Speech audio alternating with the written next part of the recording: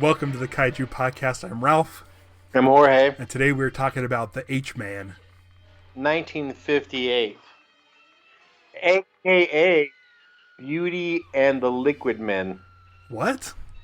That's the name? That's the literal translation. Wow. This movie was released in Japan like 2.5 months before The Blob. Really? Because I had to look it up. This came out in Japan on 6/24, 1958, and The Blob came out on 9/12, 1958. Wow. So they are unrelated. I was for sure thinking one of them saw the other, but I don't think they could have made The Blob that quickly after a movie was released in Japan. Oh my god. And the American release came out for this movie, the H-Man, came out like a year later after the Blob.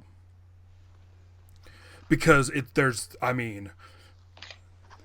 the Blob, but in people form. Yeah. Right.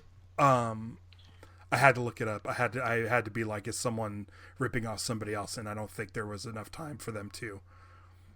I don't think I forget his first name, Yeworth, or whoever directed The Blob, went to Japan, saw the H-Man, and came back and made The Blob. Hurry, we gotta do this real fast. Yeah. I'm gonna say right off the bat, I like the Blob effects in this more than The Blob.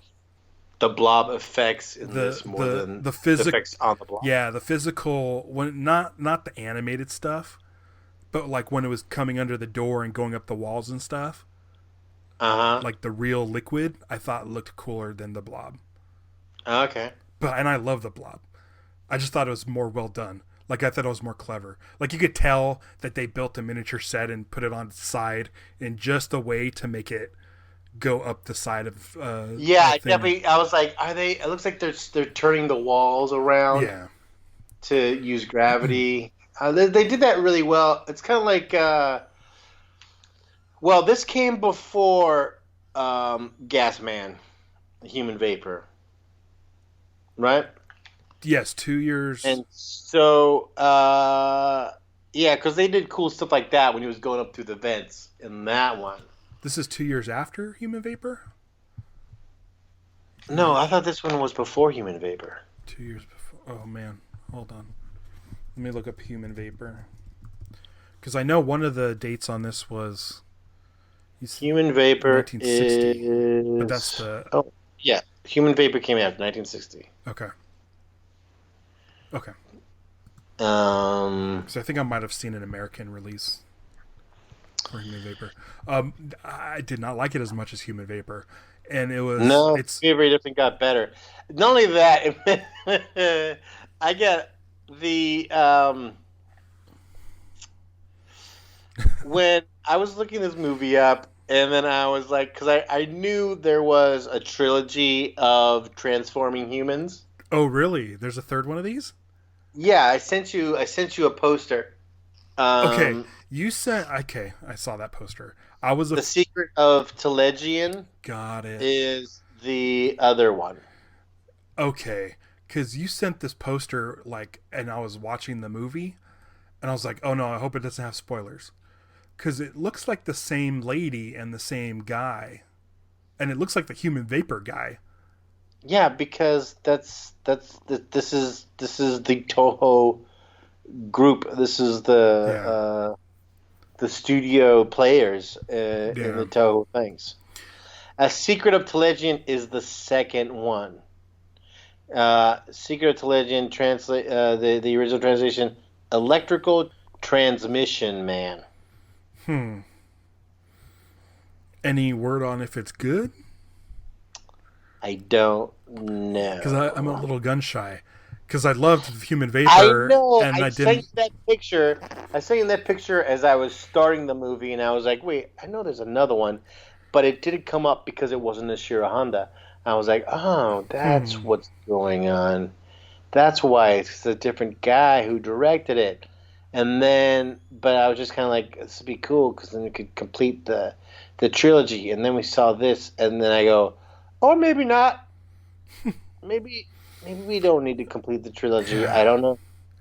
If we saw this and Human Vapor in reverse order, would we like this more than human vapor? I don't. No. Okay. Yeah, I don't think No. so either. No.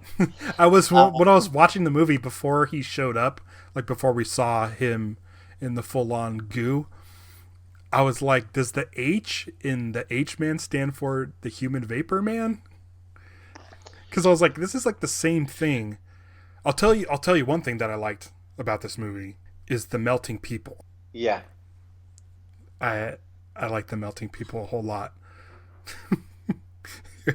It cracked me up because they would just come across the clothes of the people that got vapored. What human vapor does that H-Man doesn't do is this doesn't really give us a villain. Right. At least that is the monster. I mean, there's other people who are like, there's like that gangster guy who's just a jerk and he slaps that woman around a lot and stuff like that. But it doesn't. What was great about Human Vapor is that we saw him in both forms, and he could talk to us, and he was very. He had. There was a charisma to his evilness, or his pathology. Yeah, he had a confidence that because his powers. And you don't get that. And this, it's like once you go H-Man, you don't return to human form at all. You just become a glowing green, and there's no personality behind that. No, this didn't have that universal monster feel in human form. Yeah. There's a guy named Asada, which made me laugh. because it made you think of tacos. Yeah, exactly. Okay. But he believed in radiated rain, which I thought was an interesting concept, but it didn't allow for that universal monster experiment gone wrong sort of feel to it. Completely irrelevant. But right. Speaking of radiated rain, did you ever see the movie The Devil's Rain? No. Oh no! Oh. That sounds like a euphemism for like menstruation or something. Devil's Rain was one of the movies I saw as a kid. Okay, so of the Dark, and it made a huge impression on me. Okay, you usually post stuff that scared you as a kid on your Instagrams. Is this the one where the person's laying in the bed and like spiders or something fall on their face? Or no, what? That's Deadly Blessing. Okay. No, Devil's Rain. Devil's Rain is the one. Do you remember there's a show? It's at the very. Okay, so there's a cult that worship the devil. Okay. And at the end of the movie, the Devil's Rain happens. And the Devil's Rain, all the cultists then, they're all in like these robes, and they all just start melting away. Their skin starts melting away. And then there's this part at the end where two hands reach to each other, and the one hand just digs into the other hand, and the other hand is just becoming mush as these hands are trying to grasp each other. Okay. That's the Devil's Rain. It's like peanut butter hand just running its. It's that when I was a kid. Oh man, I that imagery just burned itself into my psyche. However, there's also because Ernest Borgnine's in it, and Ernest Borgnine is like the lead like satanic priest in that movie. And at the end, he transforms into a goat man creature. Oh, okay. And it's practical makeup effects. Okay, so I see. I'm looking at the picture now. A goat head face. Yeah, I'm looking at it now. That's great. Yeah. The goat head. Yeah, maybe I should check that out. Speaking of imagery, what do you think of bubbling frogs? Oh my god, those were kind of cool looking. Yeah, it made me. I wasn't so sure. Like I was like, all right. Were you checking to see if they were breathing? Because I noticed. I don't know about these frogs. Yeah, I think they were maybe like already stuffed. Like when there's like the real frogs, that big hand grasper thing for the frog, I was already nervous about. Oh, at that first frog test. But then, there's definitely, I think, some frogs that were either dead or stuffed kind of frogs that they were used for the bubble bath portions, like cut between real frogs and dead frogs or something. I don't think all the frogs made it. Yeah. I like the way that the H-Man looked in the suit with the green goo. Like, it was just kind of an interesting design. I'm sure like something like that nowadays would obviously be like CG, and I think could look really cool. Like just like a blobby person. I did like the melting out of the suits stuff a lot, or whether they would come across bodies of suits. Oh yeah, they would just come across the bodies, but when you saw them melt, their hair would still be there.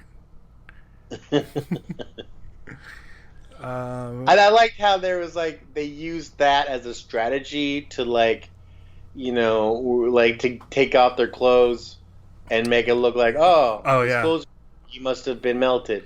Yeah. The dancers little bikini and bra like stuck to the wall. Yeah. Yeah, when she got it, it was pretty funny. Yeah, they did that animation effect. Like they tried a lot of different things to animate these the moving blobs around. There's some that were like comp shots where it looked like real blob but inserted over the scene. Like when it climbed up the couch and out the window. Yeah. Dude, there's that one scene where the detective guys or whatever come bursting into a house and they notice the window open. And one of the guys grabs his gun and breaks out one of the other windows to look down. And it's like, dude, the window's already open. I can't touch that window. Yeah. There might be blood on it. Yeah. Okay. So I had a question for you, in which we kind of talked about between last episode and this episode. But do you ever Shazam music from these movies? Because there's two like nightclub numbers. They're two different songs. Yeah. Both are in English. One of them cracked me up because while she was singing, she looked at like a newspaper, and it translated what was on the newspaper in English. And I'm like, not a newspaper. It looked at the guy who wrote a note. Oh, that's what it was. It was the note, but it translated it. It translated it right in the middle of the lyrics being translated, even though the lyrics were already in English and they translated it to English. Oh yeah, right. And I'm like, she's not singing that. Oh wait, that's what's written on the note. But I tried to Shazam both songs and got nothing. No results. Oh really? Yeah, I'm a little bummed. Maybe I'll have to try it again. Yeah. What was going on with the note? You said you wanted to say something about. Did you say you want to say something about the note? No. Oh, okay. I said my note. I have a note. It says these songs are not great, but I don't mind the weird bikini dancing. Yeah. I was gonna be like, how about those nightclub acts? That sound you hear is my eyebrows going up and down really fast. They're total filler, and I know that. Totally. Because like some of the '70s Godzilla movies would have a song in a nightclub or singing by the beach or whatever.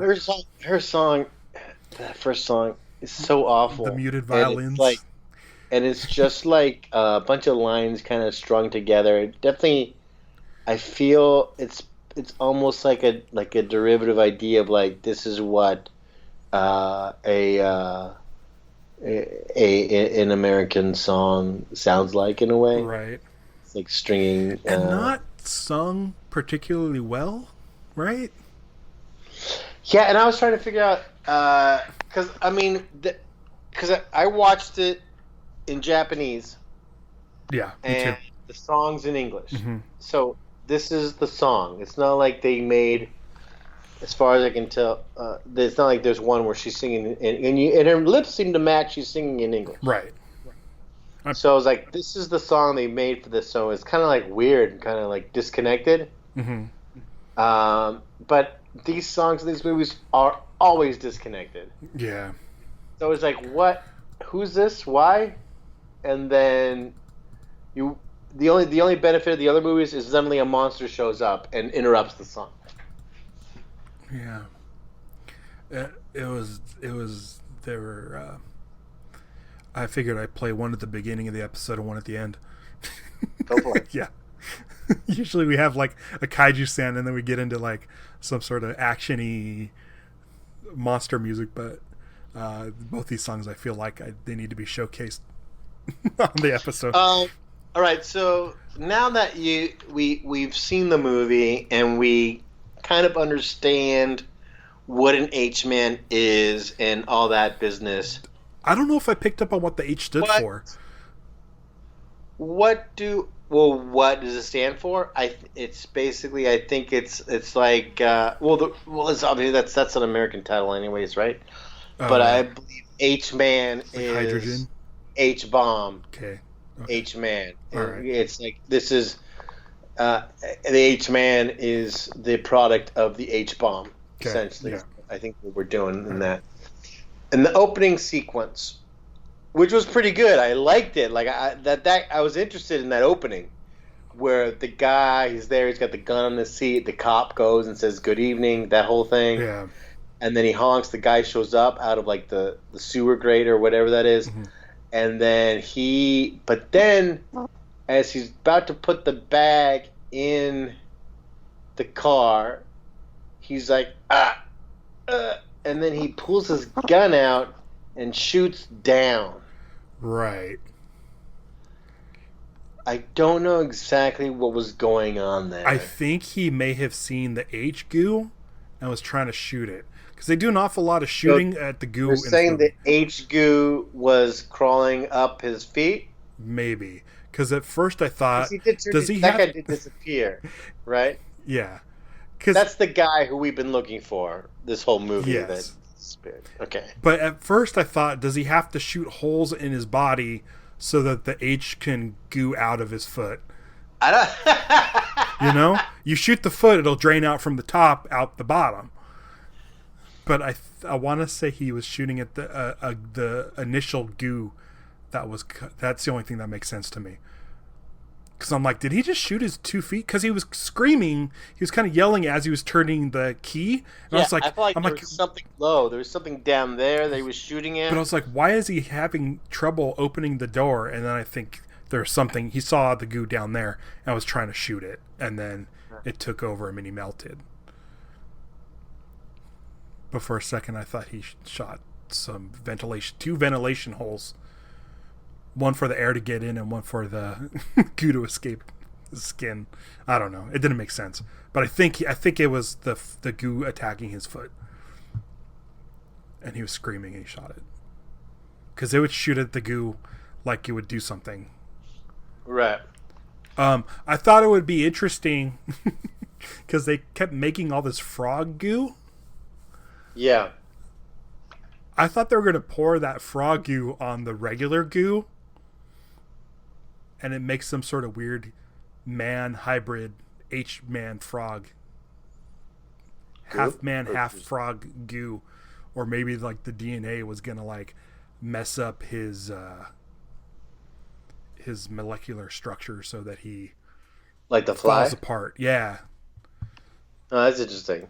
Because they kept bubbling those frogs, and I'm like, why did they keep doing this? We already know. Well, he showed the guy, and then he had to show the cops.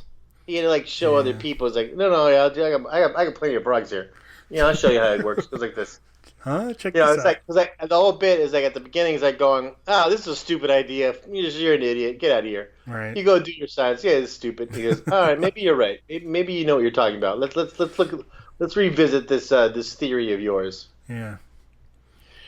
It would be. But that frog goo, that I like that idea of like mixing frog goo with human goo, because the biggest disappointment I had in this movie was I thought there was a chance we were going to get some type of creature. Yeah.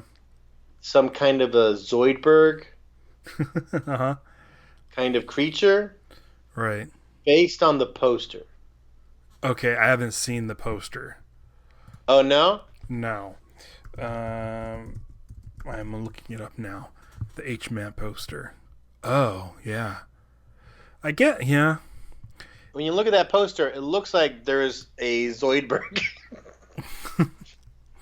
Yeah. It's not. I think those, I guess, are fingers, drippy fingers. Oh, this poster. I see. Do it. Do it. Yeah, I see it. It looks like it's gonna eat that lady. Yeah, I was like, oh, maybe that'll be a thing. That'd be cool. You know, anything would have made up for it. The issue of this movie is it's boring. Yeah. It's just boring. The there's a lot of stuff in the middle, just like having to get through of looking for this guy and not finding him, and a bunch of people harassing that woman trying to. Right. I enjoyed the effects side of it. Anytime they showed the. But there wasn't like it took a while to get to the scene when the blob. I call him the blob. When the blob finally gets to the nightclub and takes out like the waiter and the dancer, I was like, all right, this seems good. Yeah. I like this. Yeah. There wasn't enough of it. Yeah. Definitely made an improvement when they went and made the human vapor. Yeah. And there's a movie in between that bridges those two. So it felt like this one was like where Ishiro Honda was, I like the idea, but it just didn't work. We need go try to refine it and we'll fix it. They said, okay, we'll do vapor instead, because it seems like it's like Ishiro Honda liked the concept of the suits deflating to the ground and stuff. Yeah. And he's like, let's make the bad guy, or let's make the main character do that with his own suits instead of just finding people. So, it's funny how they repurpose some of that stuff. There's something about both the human vapor and these with the suits, with the classic like 60s Japanese sort of Toho guys in suits, but with vapor faces or blob faces. They just look so cool. Like, we need more of these. We need to have more of sort of elemental gangster looking guys. Like I do like the Toho gangster. I do like, the 60s, the way they do gangster stuff is good. I mean, that makes Japanese gangster movies are probably good. Yeah. I like it's so Toho scopy. It's so wide and so thin. Like at first I zoomed in, but I realized my version has the subtitles in the black bar, so I had to zoom out again. So I couldn't do the full zoom. I just wanted it to be more interesting. Yeah, and I think Ishiro Honda is the same way. I really do. You definitely feel like Human Vapor was, it's like if you gave them notes on this movie, you see Human Vapor could have been made. Yeah. Yeah. I don't have much more to say about the movie other than the end where they burn the sewers. Yeah. With the gasoline. And at the end, the dude says, he's as good as dead. And I'm like, but is he dead? Don't tell me he's as good as dead. Like, do you know if he's dead or not? It doesn't tell you that he's dead. I think we're supposed to believe that he's dead, but they don't say it. So I thought that was kind of... I'd be pissed. Yeah, I mean, there's stuff conceptually like I like how... Like once you go that you can't go back. Like I like that sense was kind of could be great. Like there could be a cool tragic story to it. Yeah. If they went that route, like if he was seen more sentient, where you actually could have empathy for a guy who's become an H-man, which would be kind of interesting. Yeah. Kind of like Human Vapor, like Alan Moore Swamp Thing, where where it becomes that, oh no, he's not a man who turns into a plant. He's a plant that remembers being a man. Yeah. And like there's that real part at the beginning where he has that realization. That would be kind of cool. Mm-hmm. There's there. I mean, this is the purpose of this movie. Really is stop making bombs. Right. There's that voiceover at the end. Yeah, and it's so it's very that's what it's really what it is, Yeah.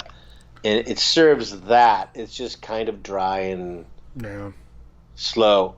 Yeah, definitely being like the premise. Then it's to have because it took so long to. It just didn't have. I just feel like it didn't have the impact that you wanted to. Then the notion of like H-Man, it'd be the next. The next people will after nuclear fallout, we're all going to become H-Men or whatever. It's basically scare you into that, like the end of Body Snatchers, or try and scare you in that they're already here, kind of thing. And it just didn't have that effect. Yeah.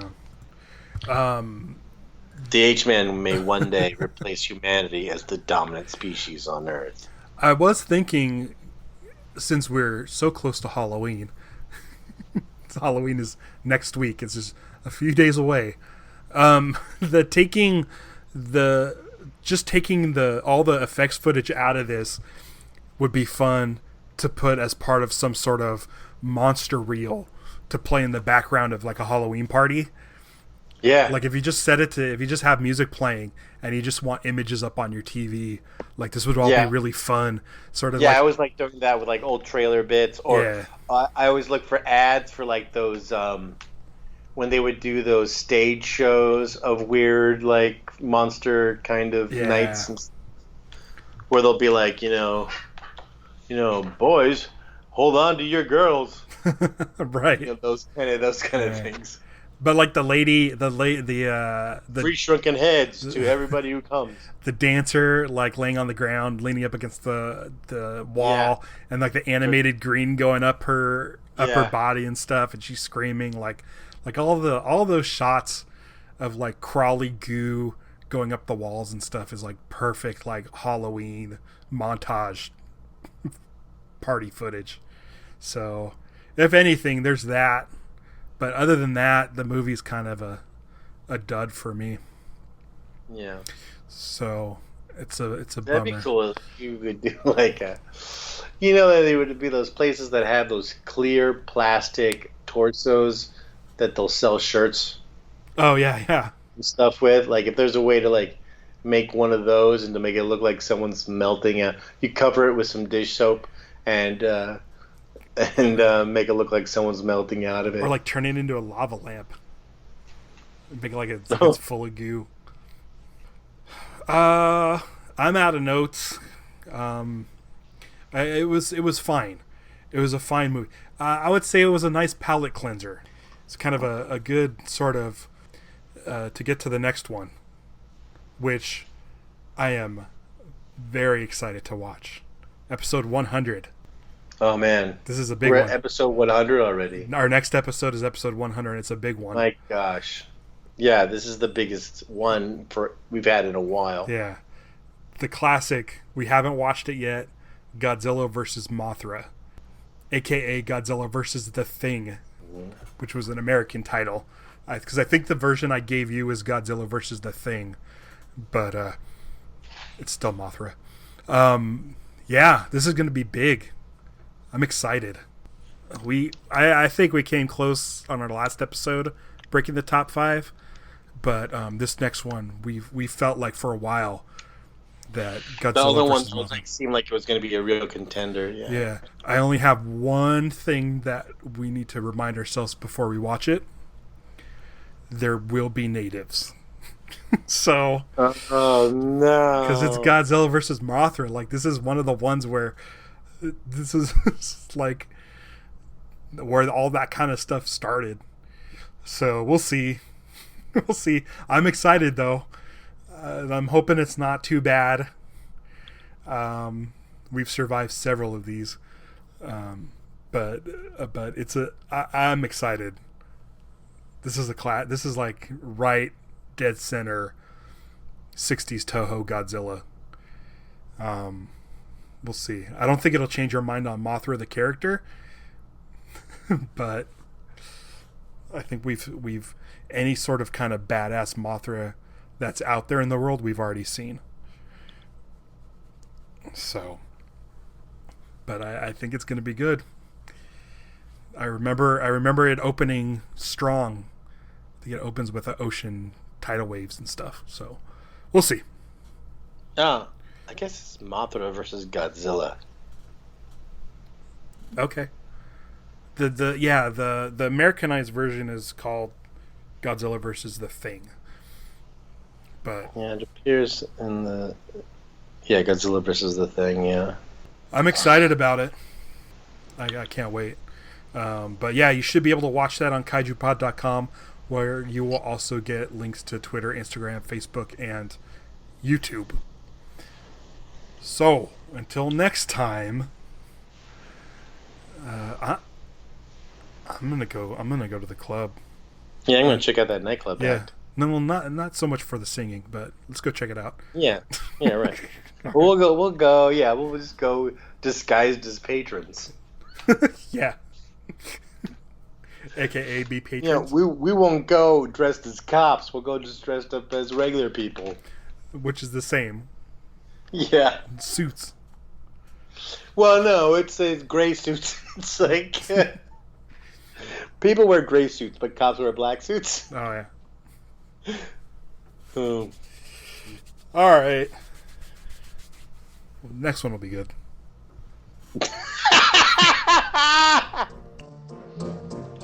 When the lights are low and the muted violins are playing soft and slow, the magic begins.